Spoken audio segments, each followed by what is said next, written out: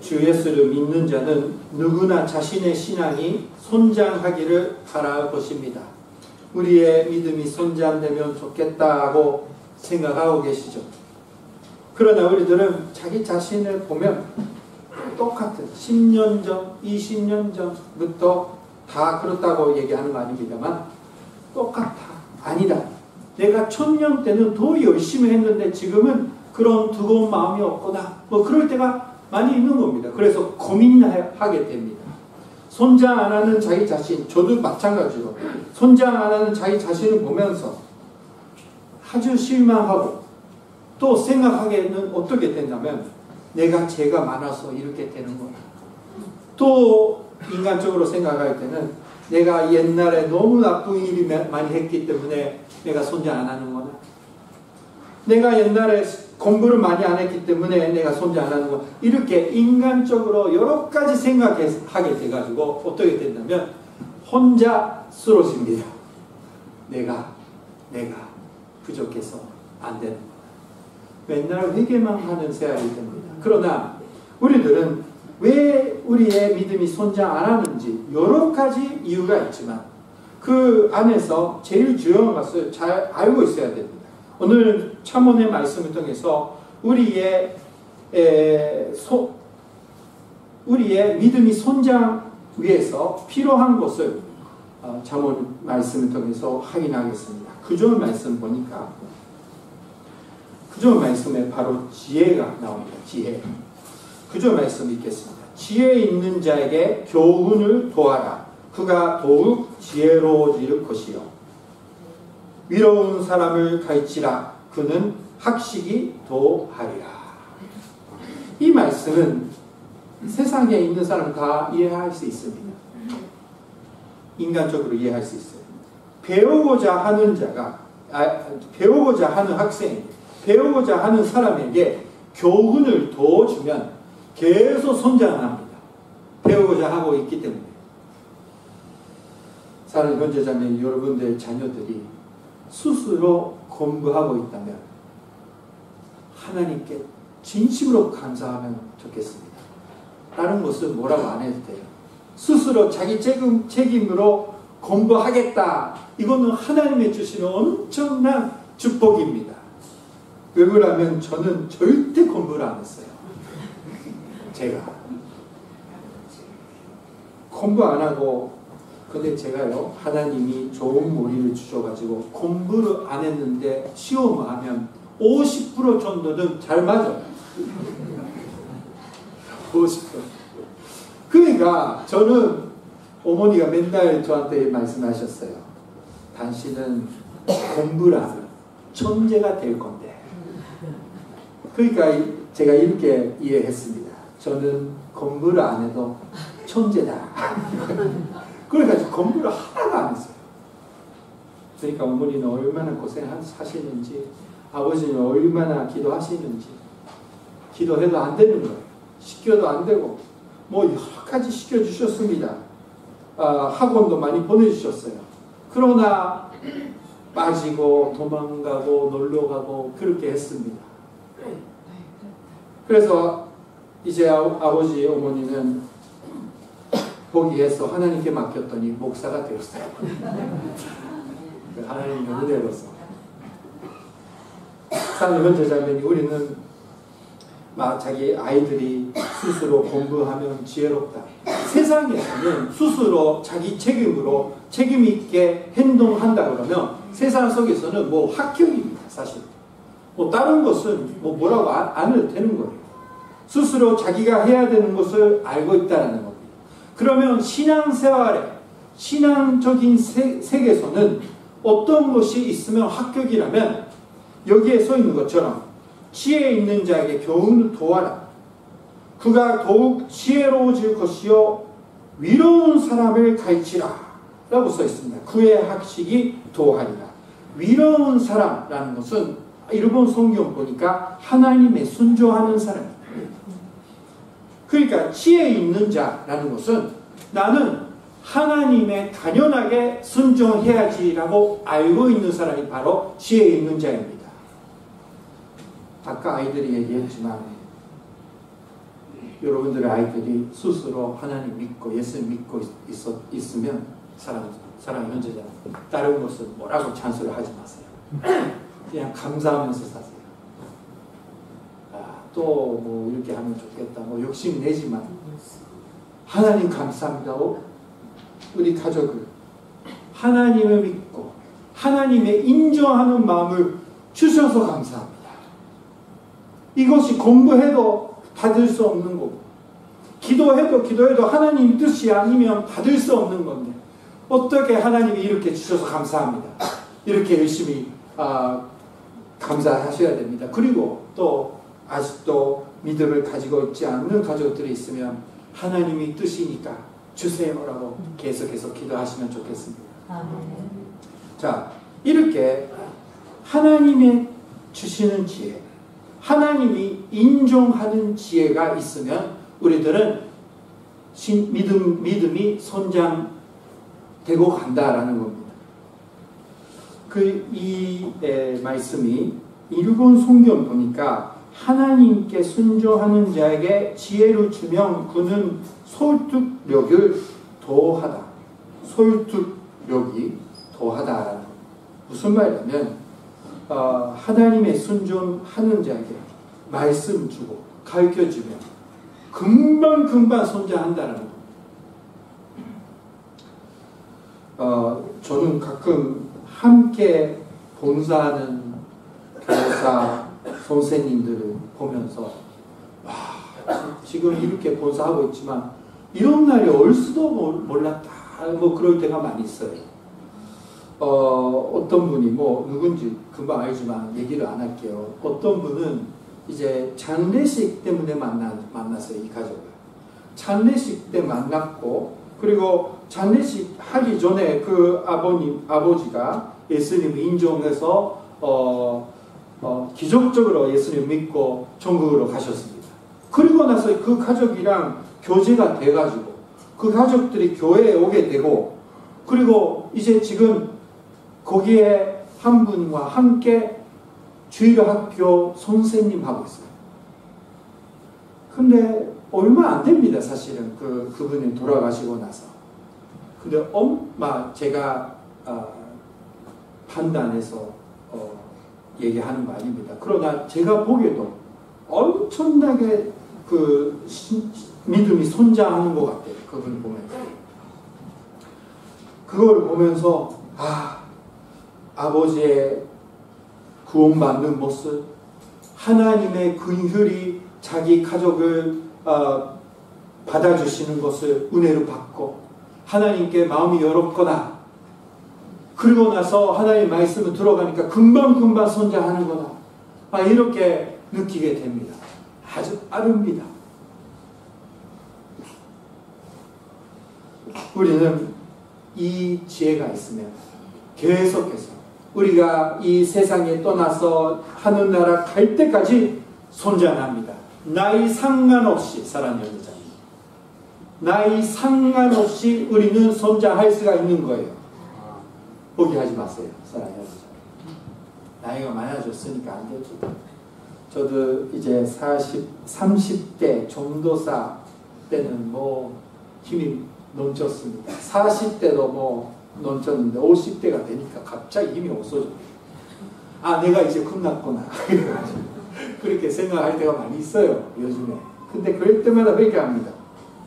가렙을 보라, 요수아를 보라. 거짓말을 하는 건 아니잖아요. 그분들이 80세 넘어서 90세 가까이 되는데 옛날보다 저는 더 힘이 있습니다 라고 가렙은 고백하잖아요. 왜 손자합니까? 지혜가 많아지기 때문입니다. 하나님이 주시는 지혜가. 자, 다음에 10절 말씀 보겠습니다. 10절 말씀 보니까 여호와를 경외하는 것이 지혜의 근본이요 거룩하신 자를 아는 것이 면철이니라 라고 써 있습니다. 이 말씀은 잠언간에서 계속 나옵니다. 첫 번째 나오는 것은 1장 7절에 나옵니다. 똑같은 말이에요. 여호와를 경외하는 것이 지혜의 근본이라.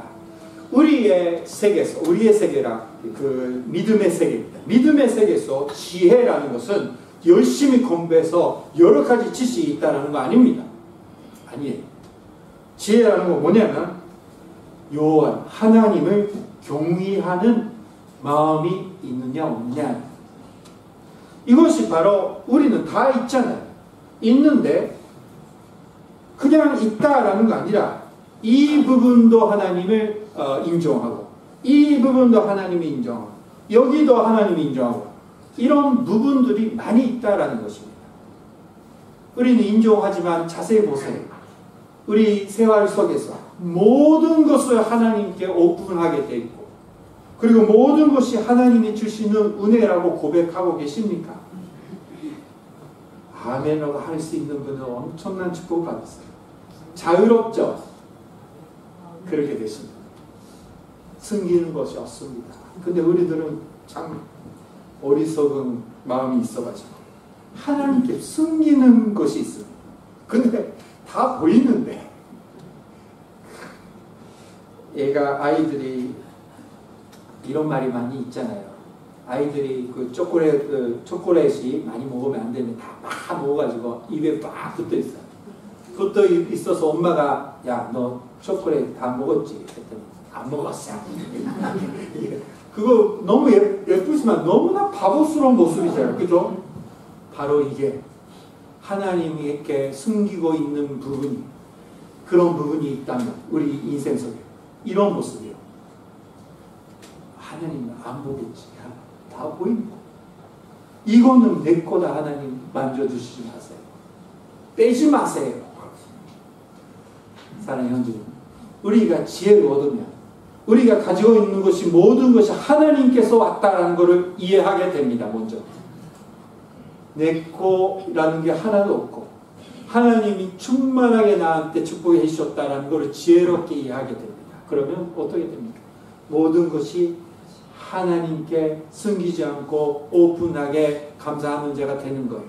그렇게 되면 이상한 죄, 이상한 그 습관, 이상한 인간관계 이런 것이 조금씩 없어지니까 믿음적으로 엄청나게 선전합니다.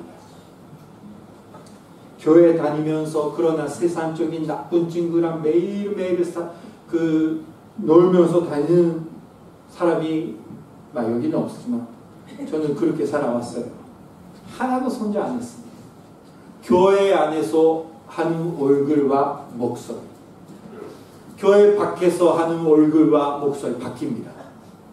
교회 안에서 이렇게만 얘기하면 사람들이 다 열심히 믿고 있다는 것을 파호만 할 수 있게 됩니다. 이 이중 세알이 하기 시작하면 믿음 세알이 진짜 잘 안 되고 마음이 아프고 하나님께 미안하지만 그러나 세상적인 것을 보기 못하고 이런 너무 힘든 믿음 세알이 됩니다. 먼저 사랑하는 형제자매, 하나님이 모든 것을 주셨고 하나님 모든 것을 알고 계십니다. 그러니까 모든 것에 하나님이 인정하는 자가 되시기를 주님의 이름으로 축원합니다. 혹시 제 자리에 앉아 있더라도 혹시 그만해야 되는 안 좋은 인간관계에 있더라도 거기서 하나님이 인정하시는 것을 시작하시면 됩니다. 사랑하는 자, 그 자리에서 인정하세요. 하나씩 하나님이 회복시켜 주시고 해결해 주십니다. 자, 우리가 받아야 되는 지혜가 뭐냐?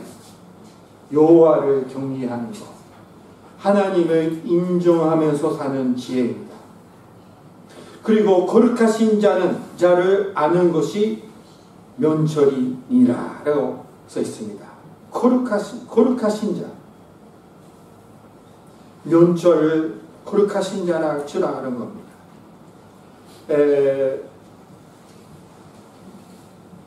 거룩하신 자라는 것은 하나님을 믿고 순종하는 사랑의 형제자매예요.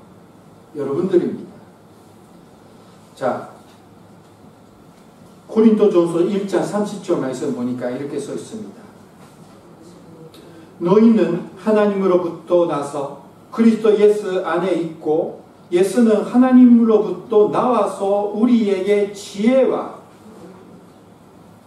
위로움과 거룩함과 구원함이 되셨으니 라고 써있어요. 예수 그리스도는 우리에게는 지혜가 되었다라는 거예요. 우리는 아주 축복된 날을 살고 있습니다. 그건 뭐냐면 구약 시대 아니라 신약 시대 예수님을 통해서 지혜를 많이 얻을 수 있는 시대를 살고 있습니다. 그리고 선녀님을 통해서 계속 지혜를 배울 수 있는, 받을 수 있는 시대를 살고 있는 겁니다. 사실은 잠언 속에 예수님이 많이 나타납니다. 애원적으로. 잠언 1장 20절 말씀 보니까 지혜가 길거리에서 부르며 간장에서 소리를 높이며 라고 써 있습니다. 지혜가 다니면서 말을 한다라는 거예요. 무슨 애원입니까? 예수님이 이 세상에 오셔서 말씀을 전파하신다라는 말입니다. 그리고 잠언 1장 23절 말씀 보니까 이렇게 써 있습니다. 잠언 1장 23절 나의 젬망을 듣고 돌이키라. 보라 내가 나의 연을 너희에게 부어주며 내 말을 너희에게 보이리라. 이렇게 애용하셨습니다. 자, 오늘 우리가 해야 하는 건 뭐냐? 이것이 내 거다. 이것이 하나님 보이는 곳에다. 이렇게 생각했던 것이 있는 거를 인정해서 하나님 미안합니다 라고 회개하시기 바랍니다. 두려워하지 마세요. 자유롭게 됩니다. 사랑하는 형제자매. 이거 내 거, 이거 내 거. 그렇게 하는 게 참 힘듭니다. 그러나 모든 것이 하나님의 은혜라고 인정하시면 어떻게 됩니까? 모든 것에 하나님이 인정하니까 하나님이 도와주시는 자리가 됩니다. 어디 가든지요. 여러분들이 회사 가든지 가족 안에서 있든지 세상에서 살고 있든지 일하고 있을 때든지 하나님이 인정하고 맨날 선녀님이 함께 해주시는 하나님이 도와주시는 공간이 됩니다. 그래서 어디 가도 전쟁이 일어나더라도 예수님을 모시니까 천국 갔네라는 고백이 일어납니다. 우리는 병 걸립니다. 문제도 생깁니다. 그러나 모든 것이 하나님 앞에서 살고 있다면 하나님의 은혜 속에서 기쁜 마음으로 살 수 있게 됩니다. 자, 우리는 이런 지혜가 필요한 것입니다. 하나님이 인정하는 지혜를 받으시고 하나님의 모든 것에서 모든 속에서 하나님이 인정하는 자가 돼서 믿음이 손자하는 우리가 되어야 되는 겁니다. 주여 내한테 지혜가 필요합니다 라는 것을 느끼신다면 야고보서 1장 5절 말씀 보시기 바랍니다. 야고보서 1장 5절 말씀 보니까 너희 중에 누구든지 지혜가 부족하거든 모든 사람에게 흠히 주시고 끝이지 아니하시는 하나님께 구하라. 뭐라고 썼습니까? 그리하면 주시니라. 아멘.